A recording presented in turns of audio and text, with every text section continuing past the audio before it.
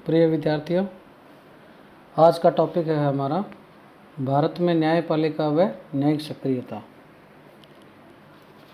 सबसे पहले हम भारत में जो न्यायपालिका है उसके संगठन के बारे में थोड़ा देख लेते हैं। भारत में न्यायपालिका का संगठन को हम निम्न रेखा चित्र के माध्यम से बता सकते हैं।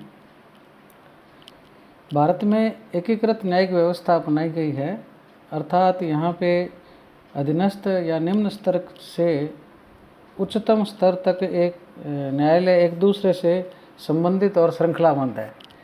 इसलिए इसको हम क्या कहते हैं, एकीकृत न्यायिक व्यवस्था कहते हैं। जैसे जिला न्यायालय, उच्च न्यायालय और उच्चतम न्यायालय, इस प्रकार से क्या है, श्रृंखलाबद्ध व्यवस्था है निम्न से उच्च की ओर। केंद्र स्तर पर सुप्रीम कोर्ट या सर्वोच्च न्यायालय या उच्चतम न्यायालय हम कहते हैं वो होता है, और उसका निर्णय क्या होता है, अंतिम होता है।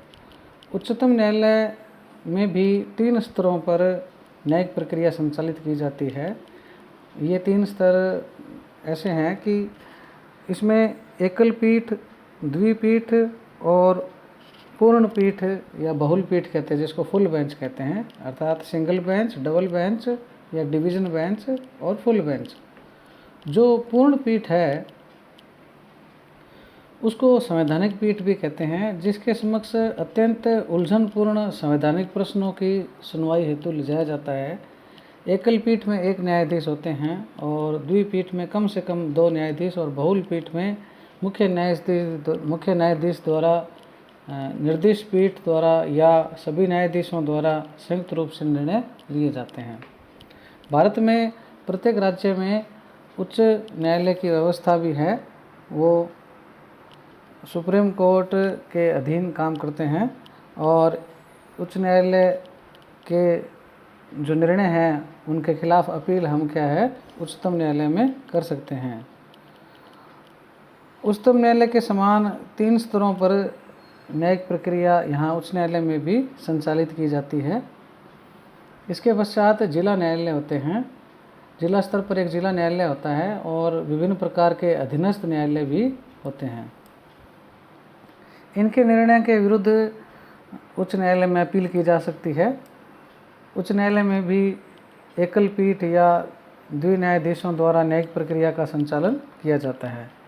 न्यायपालिका की जो ये श्रृंखला है उसके साथ साथ विभिन्न स्तरों पर विभिन्न सहयोगी न्यायालय भी स्थापित किए गए हैं,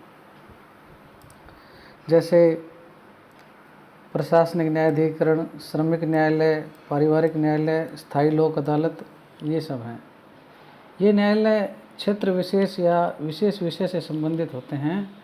इन विशिष्ट न्यायालयों में उनके लिए निर्धारित क्षेत्र के बाद सुने और निर्णित किए जाते हैं। तो इस प्रकार से क्या है, भारत में न्यायपालिका का संगठनात्मक स्वरूप है। इसके पश्चात हम जो न्यायपालिका है भारत में, या जो न्यायपालिका का हम चैप्टर पढ़ रहे हैं, उसकी क्या सीमाएं हैं उसके बारे में थोड़ा देखते हैं।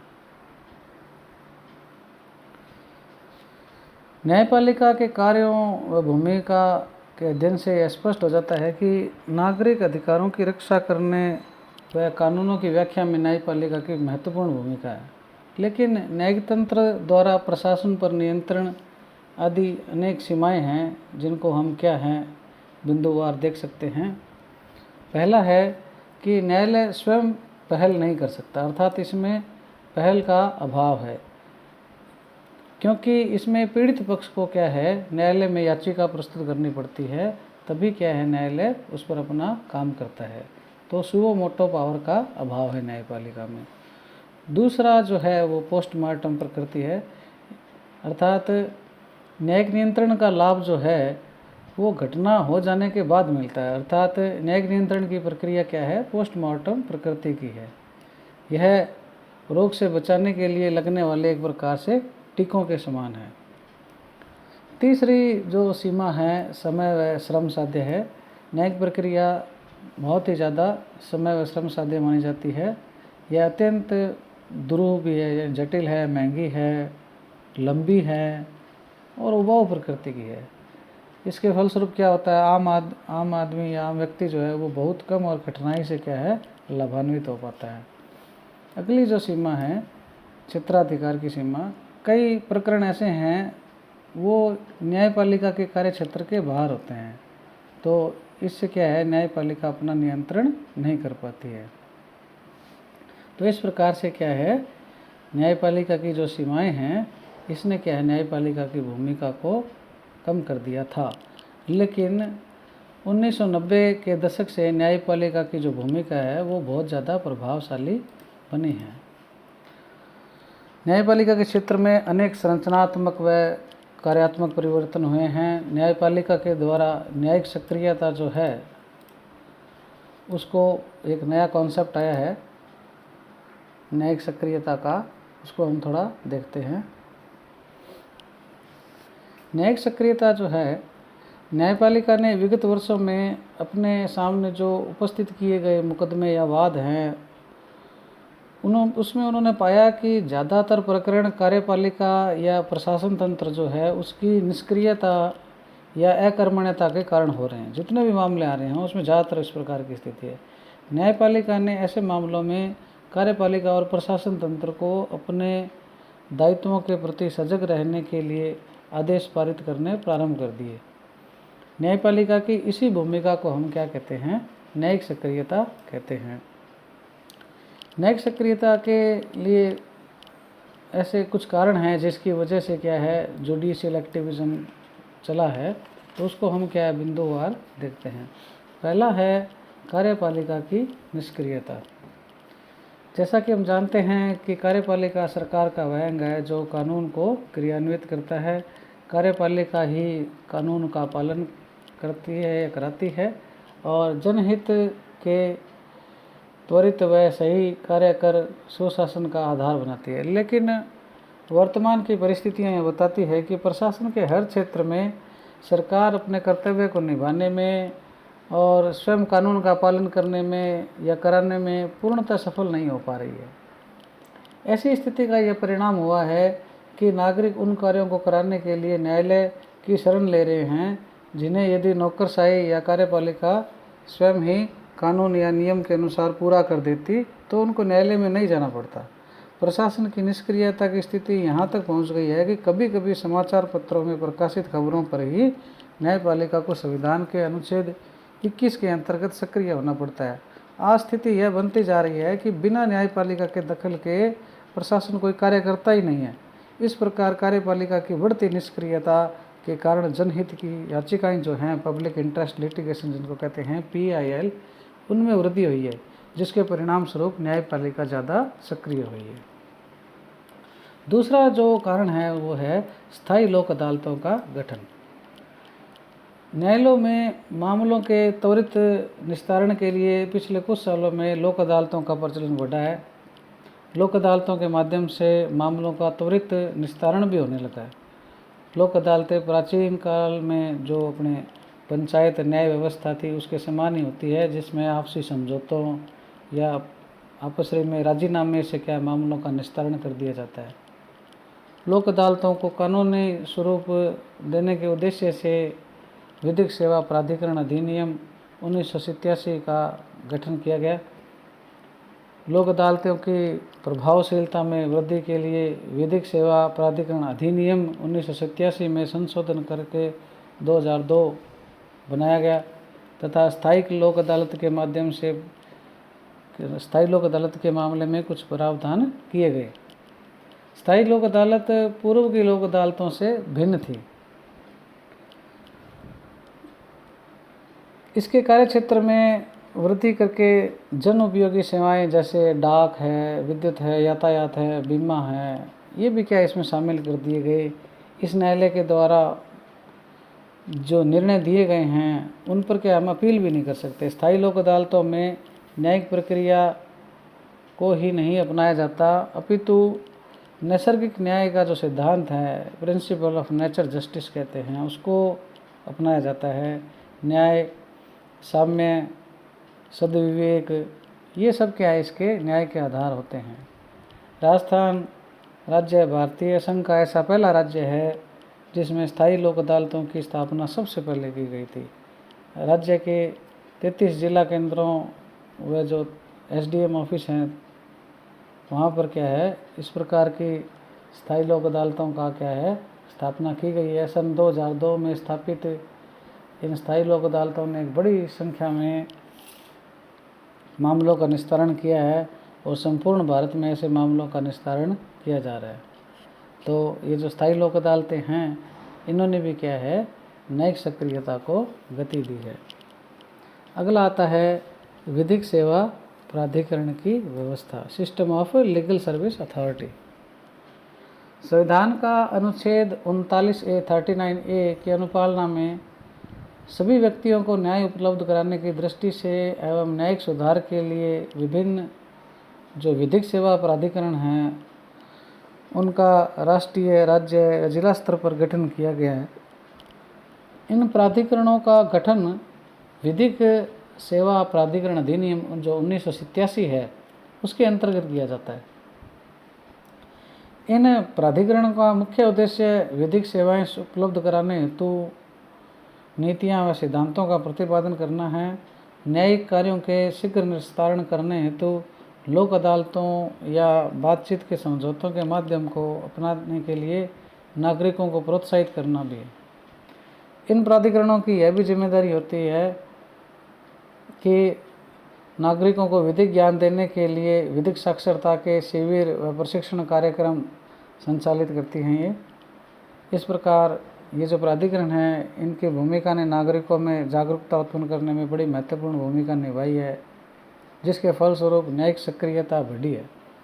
क्योंकि अब नागरिक विधिक प्रावधानों से परिचित होने के साथ ही सरलता से न्यायालय के दरवाजे तक पहुंचने लगे हैं। इसके बाद में अगला कारण है न्यायिक अधिकारियों के वेतन में वृद्धि। न्यायपालिका को स्वतंत्र बनाने के लिए यह जरूरी माना जाता है कि उन्हें पर्याप्त वेतन व सुविधाएं प्रदान की जाए। इसी उद्देश्य को ध्यान में रखते हुए भारत में सर्वप्रथम 54वें संविधान संशोधन द्वारा न्यायाधीशों को आकर्षक और पर्याप्त वेतन देने की व्यवस्था की गई थी। उसके बाद में केंद्र सरकार द्वारा न्यायाधीशों के वेतन सुविधाओं में वृद्धि के लिए आवश्यक सुझाव देने के लिए एक आयोग, शेट्टी आयोग का गठन किया गया। इस आयोग ने सुझाव दिया कि न्यायिक अधिकारियों को वर्तमान में दिया गया जो वेतन दिया जा रहा है वो पर्याप्त नहीं है, उसमें वृद्धि की जानी चाहिए तथा मजिस्ट्रेटों को आवश्यक सुविधाएं जैसे वाहन सुविधा, दूरभाष सुविधा, विद्युत व पानी के व्यय का भुगतान आदि भी दिया जाना चाहिए। तो इस प्रकार से क्या है, जो न्यायिक अधिकारियों के वेतन में वृद्धि है उससे क्या है, उसमें क्या थोड़ा सुधार हुआ। इसके बाद में आता है द्रुतगामी पथ न्यायालय की व्यवस्था, system of fast track court. Bharat में विभिन्न न्यायालयों में ऐसे आपराधिक मामले विचाराधीन हैं जिनमें संबंधित आरोपी व्यक्ति न्यायिक निर्णय के बिना कारागृह में है, जेल में है। न्यायिक प्रक्रिया लंबी होने के कारण उन्हें लंबे समय तक क्या जेल में रहना पड़ता है। यदि ऐसे व्यक्ति को फैसला आने पर निर्दोष घोषित किया जाता है तो संबंधित पक्ष को जेल में रहने की अवधि के लिए हर्जाना सरकार द्वारा दिया जाता है, जो एक अनावश्यक प्रशासनिक व्यय है। ऐसी स्थिति को देखते हुए सुप्रीम कोर्ट ने यह निर्देश जारी किया कि प्रत्येक राज्य, जिला और अधीनस्थ न्यायालय इस प्रकार की व्यवस्था करे कि ऐसे मामलों का निस्तारण शीघ्र अतिशीघ्र हो। इस व्यवस्था को हम क्या कहते हैं, द्रुतगामी पथ न्यायालय, फास्ट ट्रैक कोर्ट कहते हैं। इसके अंतर्गत क्या होता है, न्यायालय द्वारा जो आदेश जारी किए जाते हैं उसकी पालना को अनिवार्य बनाया जाता है। न्यायिक प्रक्रिया में विलंब होने का प्रमुख कारण यही माना जाता है कि जो गवाह होते हैं, साक्ष्य होते हैं, वो समय पर न्यायालय में उपस्थित नहीं होते। इस बाधा को दूर करने के लिए यह व्यवस्था की गई है कि न्यायालय द्वारा जो आदेश या समन जारी किए जाते हैं, साक्ष्य जो है उनको न्यायालय में उपस्थित होने की आवश्यक है। इसके लिए प्रत्येक जिला स्तर पर उप अधीक्षक, पुलिस स्तर के अधिकारी को उत्तरदायी बनाया गया है। इसके साथ साथ न्यायाधीशों के लिए भी यह निर्धारित किया गया है कि वे प्रति माह कम से कम 30 मामलों का निस्तारण करेंगे। तो इस प्रकार से ये न्यायिक सक्रियता का मामला है जिसमें क्या न्यायपालिका एक्टिव होकर काम कर रही है। इसके पश्चात हम देखते हैं न्यायपालिका की स्वतंत्रता, इंडिपेंडेंस ऑफ जुडिशरी। न्यायपालिका के कार्यों को देखते हुए यह आवश्यक समझा जाता है कि उसे व्यवस्थापिका तथा कार्यपालिका के प्रभाव से क्या है मुक्त रखने की व्यवस्था की जाए। डॉक्टर गार्नर ने भी इस संबंध में लिखा है कि यदि न्यायाधीशों में प्रतिभा, सत्यता और निर्णय देने की स्वतंत्रता न हो तो न्यायपालिका का सारा ढांचा खोखला प्रतीत होगा और उन उच्च लक्ष्यों की सिद्धि नहीं हो पाएगी जिनके लिए न्यायपालिका का निर्माण किया गया। यह माना जाता है कि यदि न्यायपालिका स्वतंत्र हो तो न्यायाधीश निडर होकर अपना कार्य कर सकेंगे। न्यायपालिका की जो स्वतंत्रता है उसको सुनिश्चित करने के लिए कुछ प्रावधान किए गए हैं। पहला ये है कि न्यायाधीशों की क्या है निष्पक्ष नियुक्ति होती है। न्यायाधीशों को अनेक देशों में जनता द्वारा या विधानमंडल द्वारा चुना जाता है और कुछ देशों में उनकी नियुक्ति कार्यपालिका के प्रधान के द्वारा होती है। भारत, कनाडा, ऑस्ट्रेलिया, जापान, संयुक्त राज्य अमेरिका, ब्रिटेन और दक्षिण अफ्रीका में न्यायाधीश राज्य के मुखिया द्वारा नियुक्त किए जाते हैं, परंतु अपनी नियुक्ति के पश्चात वो क्या है स्वतंत्र हैं। इस पत्ति की आलोचना यह करके की जाती है कि व्यवहार में यह नियुक्तियाँ राष्ट्रीय अध्यक्ष द्वारा प्रधानमंत्री या न्याय मंत्री की सिफारिश भी की जाती है और इन सिफारिशों में ऐसे नाम प्राय आ जाते हैं जिनका उनके दल की तरफ झुकाव होता है। लास्की ने इस संबंध में यह सुझाया था कि न्यायाधीशों की नियुक्ति में राष्ट्राध्यक्ष को उस समय कार्यरत न्यायाधीश की सिफारिश को ही प्रमुख आधार बनाना चाहिए। लास्की का यह सुझाव आज भी प्रासंगिक है और विचारणीय है।